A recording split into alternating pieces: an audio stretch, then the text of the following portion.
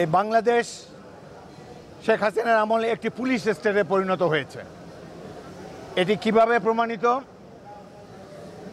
বিজয়ের পর ৫ই আগস্টে ঐতিহাসিক বিপ্লব বিজয়ের পর সেনানিবাসে আশ্রয় নিয়েছে ৬২২ জন। এরা প্রত্যেকে অপরাধী। এই ৬২২ জনের মধ্যে ৫ জন আছে বিচারপতি, ৪৮৭ জন পুলিশ কর্মকর্তা। এই ৪৮৭ জন পুলিশ কর্তা কেন সেনানিবাসে গিয়েছে? তারা জনগণকে হত্যা করে সেখানে আশ্রয় নিয়েছে। বাংলাদেশ সেনাবাহিনী একটি ভুল কাজ করেছে, এই ধরনের দুর্বৃত্তদেরকে, খুনিদেরকে সেনানিবাসে আশ্রয় দিয়েছে। বাংলাদেশ সেনাবাহিনীকে ১৯৭১ সালের মার্চ মাসে আমরা ইস্ট বেঙ্গল রেজিমেন্টের ২৫ জন সেনা অফিসার আমরা বাংলাদেশ সেনাবাহিনী গড়ে তুলেছি। অংশ নিয়েছে হাজার হাজার ছাত্র, যুবক, সাধারণ মানুষ। আমাদেরকে সেনাবাহিনী তাদের ফাউন্ডিং ফাদার মনে করে।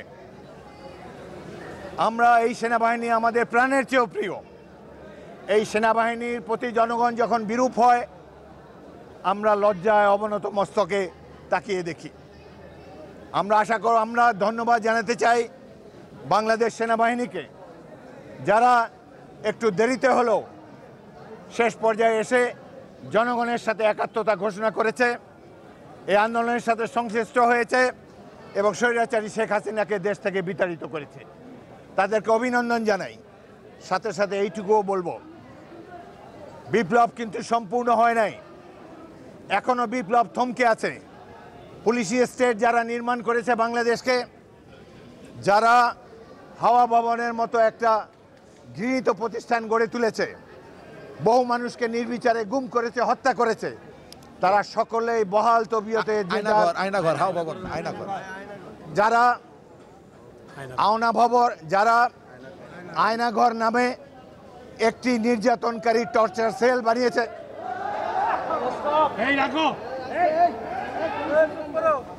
যারা আয়নাঘর নামে একটি টর্চার সেল স্থাপন করেছে, বহু আন্দোলনকারী, সাধারণ মানুষ, বিরোধী দলীয় রাজনীতিকদেরকে গুম করেছে, হত্যা করেছে, তারা বহাল তবিয়তে নিজ নিজ পদে এখনো আছে।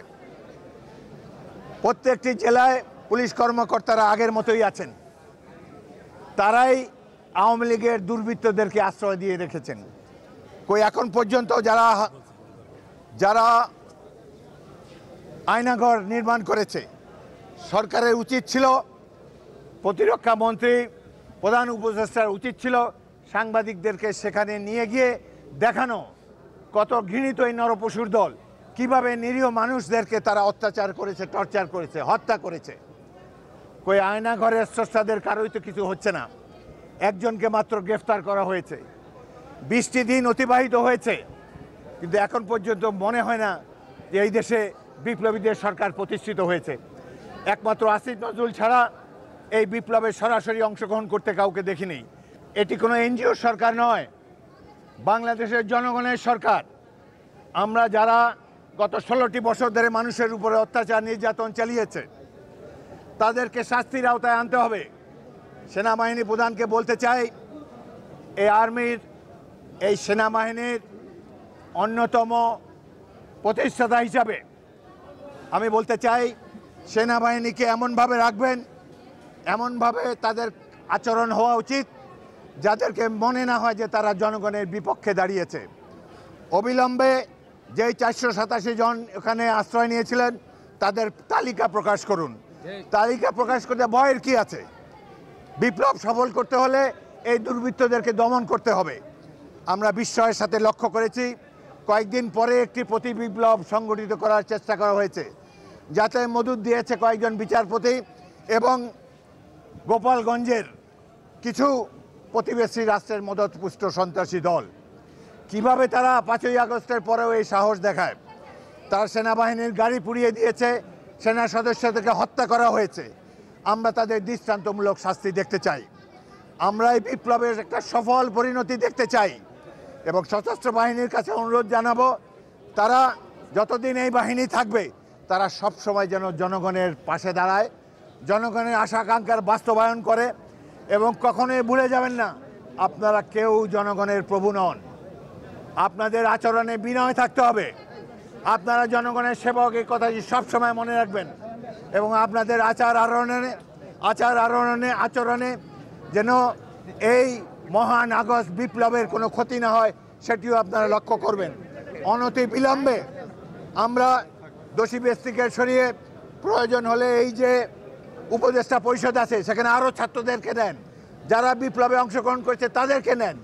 আমাদের বুদ্ধিজীবীদের আর প্রয়োজন নাই, যারা তাকিয়ে তাকিয়ে দেখে, দুঃসময়ে চুপ থাকে আর বিজয়ের পরে এসে ক্যামেরার সামনে দাঁড়ায়। সুতরাং এই অবস্থার অবসান চাই।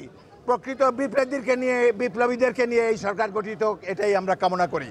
এবং অবিলম্বে যারা শেখ হাসিনাকে শক্তিশালী করেছে, তারা যদি কেউ উপদেষ্টা পরিষদে থেকে থাকে সরিয়ে দেন, প্রশাসনে যারা আছে সরিয়ে দেন, বিপ্লবকে নিজের গতিতে চলতে দেন। এবং আপনারা কেউ ভাববেন না যে বিজয় অর্জিত হয়ে গিয়েছে। পাশের দেশে বসে শেখ হাসিনা অনেক ষড়যন্ত্র করবে, সুতরাং আপনারা সজাগ থাকবেন। আমি বৈষম্য বিরোধী ছাত্র সমাজকে অনুরোধ করব, বিজয়ের আনন্দে কেউ আত্মহারা হবেন না। আপনারা রাজপথে থাকুন। যে কোনো ধরনের প্রতিবিপ্লবের চেষ্টা হলে আমরা সবাই মিলে, বিএনপি আপনাদের সাথে আছে, অন্যান্য রাজনৈতিক দলও থাকবে, বাট মূল শক্তি হিসাবে আপনারা ছাত্ররা রাজপথে থেকে সকল ষড়যন্ত্র ব্যর্থ করে দেবেন।